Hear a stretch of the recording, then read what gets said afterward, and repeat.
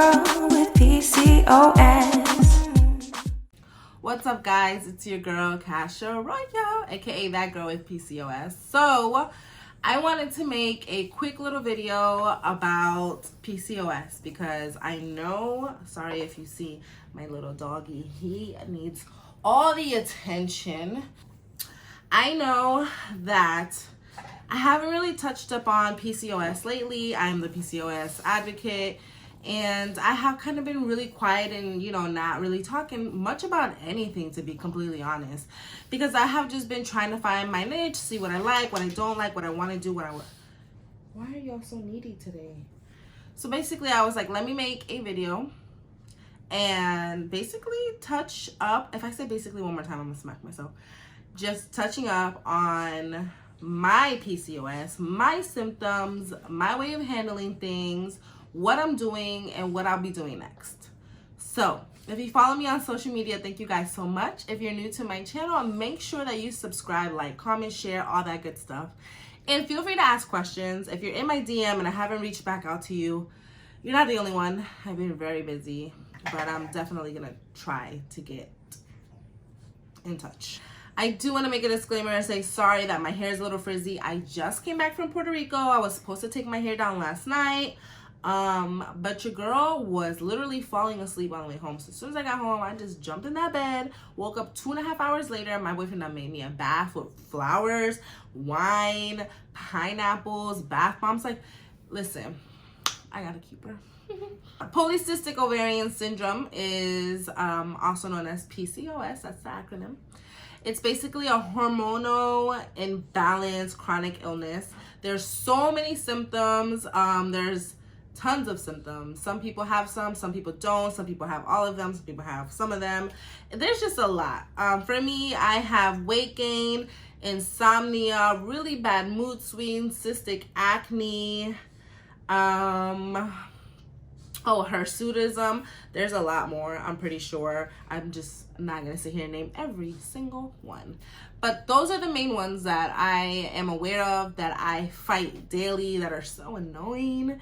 So I'm gonna start from the beginning. Diagnosed at 18 or 17, and I'm now 29 years old. We'll tell people I'm 22. I'm no longer telling people I'm 29. I'm 22.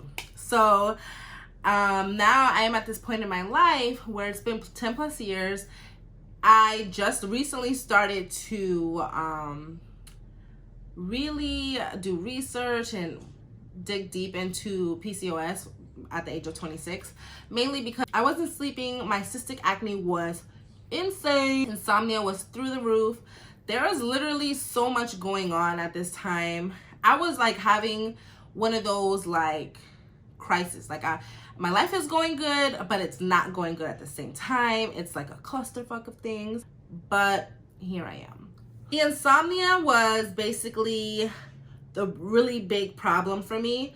Cystic acne, I want to say, kind of was in the loop with the insomnia. I didn't really start gaining weight until I was probably getting into my 26s. I've always been a pretty thick person, but I really started gaining weight when I was like 26. Because I was looking back at pictures of when I was like 21, 22, 23, and I had such a nice body, such a nice figure, but I used to hang out with people who would make me feel like I didn't, mainly because they were skinnier than me or whatever the case was. And I didn't love myself like I should have, because I was in a group of people who didn't know how to empower me because they were threatened by me. So instead they tore me down, and I didn't really know how poppin' I was back then. So now I know how poppin' I am at 190 pounds, bitch, and I don't care what anybody has to say about it, because this is me, this is who I am. I am in a circle of people, skinny, thick, overweight, underweight, whatever. Everybody in my group is happy, we're happy, and we empower each other. We don't tear each other down. So I think that's something that's really important to have. If you don't have that, make sure that you look for that. Go to therapy. I love therapy. So make sure that you just find your self-love and acknowledge who you are, and don't let anybody else tell you who you are, boo-boo. At 26, I was really, I already had really bad cystic acne at this point. The acne came when I was probably like 23, 24. So at 26, I want to say is when I really started getting into finding a fix for my insomnia. I started doing edibles thanks to a couple who were really into making edibles. Obviously I can't disclose their information, and we're actually not friends anymore, and I don't know why or what I did to them, but they made me edibles, okay? And I talk about this so openly now because I am in a legal state. I do have my medical marijuana card. I do make my own edibles now, and I find myself to be so happy with the medicinal, with the legality of everything. Like, I'm very happy at where Florida is at with all this. But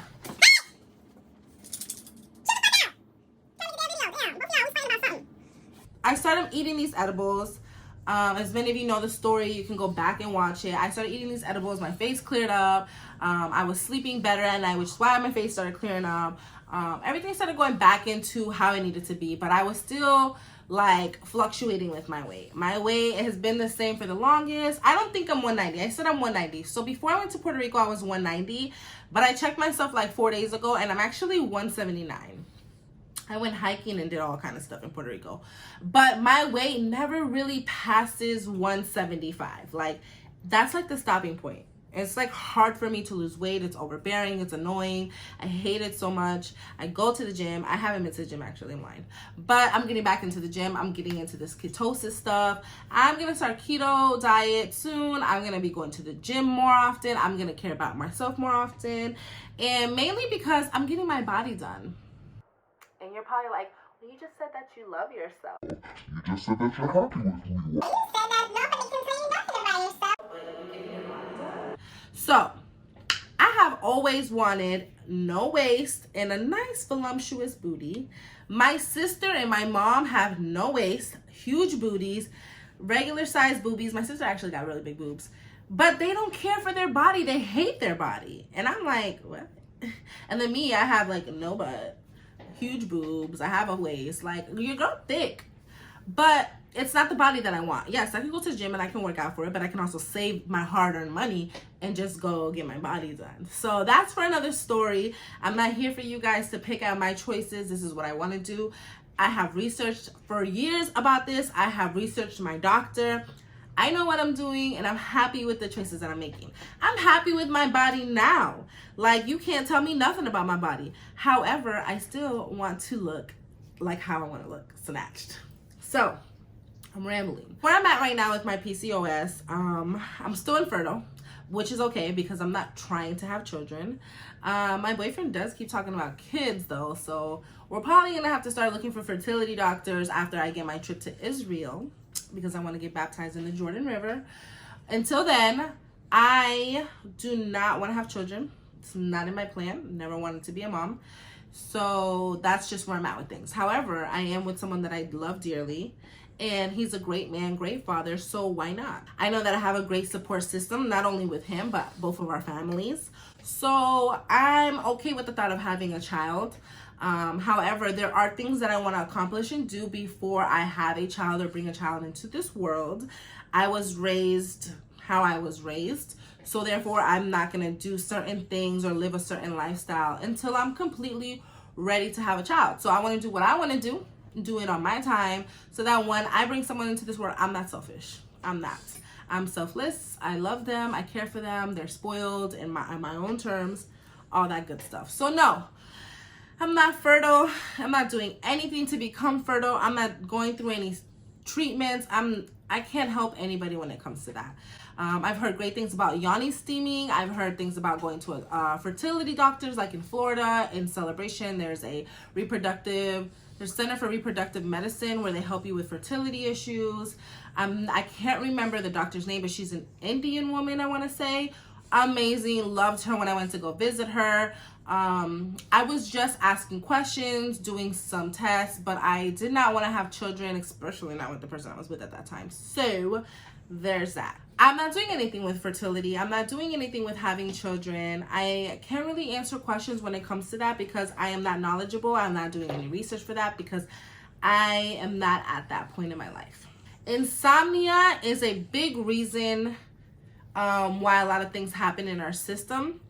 Therefore, if you find yourself having polycystic ovarian syndrome and you also have insomnia and you're noticing cystic acne, hirsutism, all kinds of things, it's an underlying issue of you not having sleep. Not having sleep doesn't allow your body to reprogram itself at night.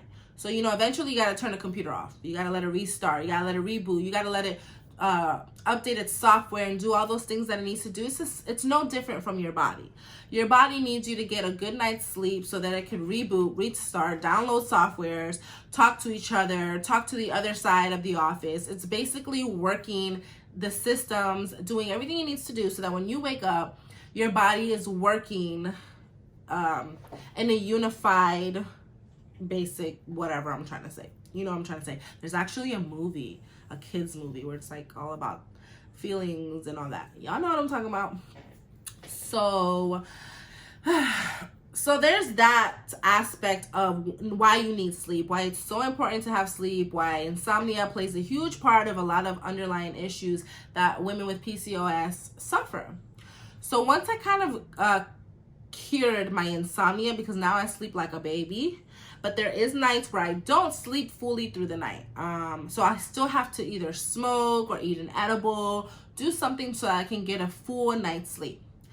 Now I don't highly suggest this method and route like for a really long time upon doing research, because when you eat edibles at night, it actually stops your body from going into REM sleep, which is like your rapid eye movement, and you don't dream. So those are those really deep sleeps that your body actually does need. It's great for people who suffer from PTSD, have horrible nightmares, but it's not something that you should rely on, because your body actually needs its REM sleep and that deep, deep sleep, especially if you really want a good reboot of your body. I highly do suggest it if you have insomnia, you can't find anything else. I highly suggest CBD and edibles. I really do. I can get more into that if you guys want, but we're gonna move on. So once it cured my insomnia, my face started to clear up. Now I'm gonna put pictures up somewhere so that you guys can see how crazy my face was. It was insane. And I don't have that. Like, I have the occasional breakouts because like my pillowcase is dirty. I have blemishes still on my face, whatever. But I'm so happy of how far my face has come. I didn't need Accutane. I didn't need any crazy stuff. Right now I use different kinds of things for my face. Like I use ALBA Botanica cleanser, which I swear by their body and face scrub. Swear by it. They just came out with a new formula because I just bought a brand new one and it was a different color. It was like a light brown. And I feel like the little, I'm not really sure what they're called. It's like the scrub in it. I feel like they lessened it because that is really bad for your face. Really bad. So I feel like they changed their formula a little bit to actually benefit our face and our body. I love their stuff. Sometimes I use their SPF moisturizer for my face. I'm also using Curology. Actually have it right here. They gave me some niacinamide, clindamycin, azelaic acid. I'm not sure, but I am using Curology's. This is formulated for my face specifically. So you put your symptoms in, you put what you need, you send some pictures in. A dermatologist will get back to you with something just exactly for you, for your face, and that's what I got. And I'm also using the moisturizer for night and day and a cleanser. Love their stuff. Not really sure if I'm seeing a difference. Because my face was already kind of good when I started. Maybe it's helping, maybe it's not. I need something that's gonna lighten up these blemishes on my face, so when I'm not wearing makeup, my face doesn't look very blemishy. I'm not sure that's a word, but you know what I mean. So those are the things that I'm using for my face. My face has been really good to me lately. I'm really happy about that. I spent my entire week vacation in Puerto Rico with no makeup and I felt absolutely beautiful. Not to mention I had lashes on. Lashes really accentuate your look, the way you feel. It's just so... It's more like a feminine touch. You don't have to wear mascara, none of that. Definitely find a a lash technician in your city, because I swear by lashes. I'm not wearing any now, but yeah, with no makeup and lashes and some good lip gloss and your hair done, baby, you can't tell me nothing. So, hirsutism. I still have hirsutism, boo-boo. You guys always question me about what do I do for my hirsutism.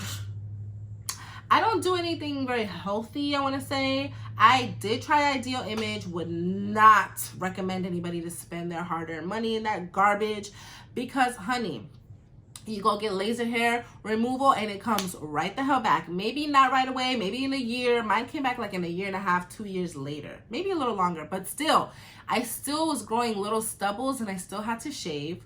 It didn't go away whatsoever. It started really coming back a couple years later, but I still had stubble. What I use for my face to get rid of the hair, I'll show you. Dun, dun, dun, dun, dun. This is what I use. I use a big razor. I use this to shave everything on my body, to be honest. I love big razors. I don't use anything expensive because my body hates expensive razors. It loves the cheap razors, and it has a close shave and it's like I waxed. Crazy.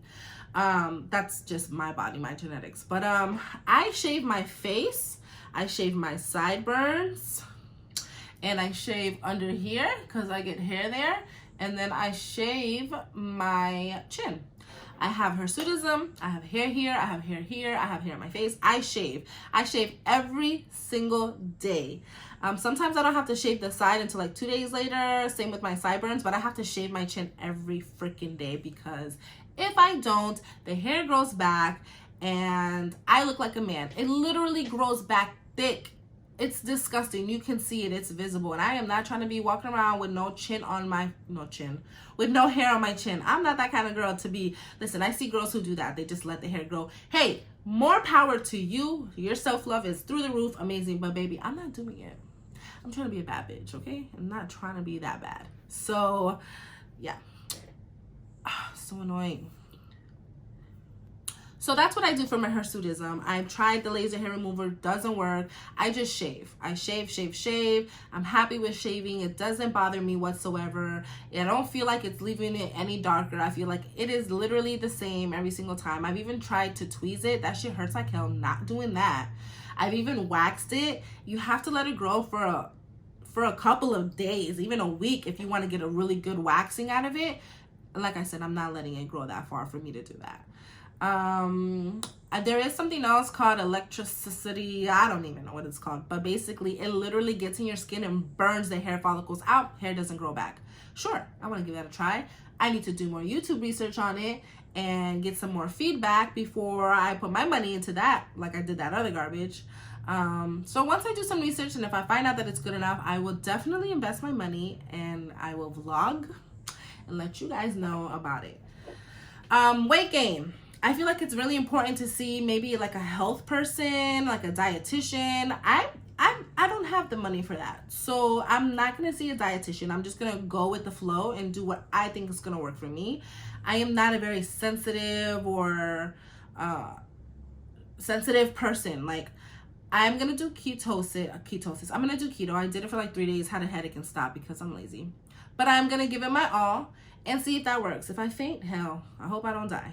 But I'm definitely going to do keto. I'm going to try that. I'm going to go to the gym some more and I'm going to try that. I did go to the gym for a little bit. My body was still the same way when I did go to the gym. It just was looking leaner. Not really sure what the hell was going on there. So yeah, the weight right now is my main concern because I don't feel like I'm where I want to be.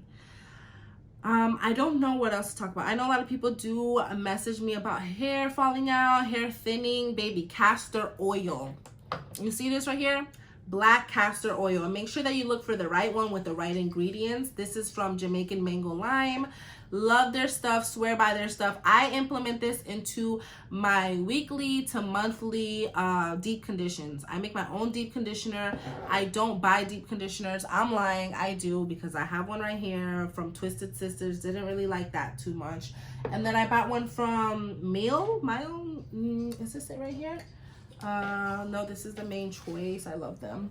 Anyways, I don't like buying deep conditioners because I don't know what's in it. I don't know what these extra long words are. So I get some bananas, some avocado, some eggs, some mayo. I get some castor oil, some lavender oil, so lemongrass. I'm researched thoroughly on everything that I'm gonna use. I put it in a blender, shake that bad boy up, mix it up really good, and I like apply that deeply into my hair, leave it for 45 minutes to an hour with a Walmart bag around my head and with a shower cap or a bonnet on top of it. Don't apply heat because you have egg, it will cook, and you do not want that in your hair. So I do that. I feel like if you're thinning and if you're balding, you really need to apply castor oil, lavender oil. I am not kidding. I am not. I swear by these things. You need to implement these things. You need to do a weekly deep condition, and you need to really get rid of all those bad sulfates and those bad alcohols and take care of your hair. Stop straining that shit. So that's all I have as far as my PCOS symptoms and what I'm going through. I just wanted to give you guys a video, but I have to go because I gotta feed these dogs, walk these dogs, and I gotta go to work. So I hope that you guys found this informational. Feel free to reach out to me. I'm gonna reply to emails and DMs today. And I just dropped the podcast. It's called I'm Off the Clock Podcast. You can find me on Spotify and Apple iTunes. It's basically about PCOS, marijuana, murder cases, shit talking. There's going to be hosts. There's going to be unsolicited advice. There's going to be so much juicy content. Make sure that you subscribe and that you give me a listen every Monday. And thank you guys so much. And I can't wait to see what you guys think. Make sure that you like, love, subscribe, share, comment, all that good stuff. Later.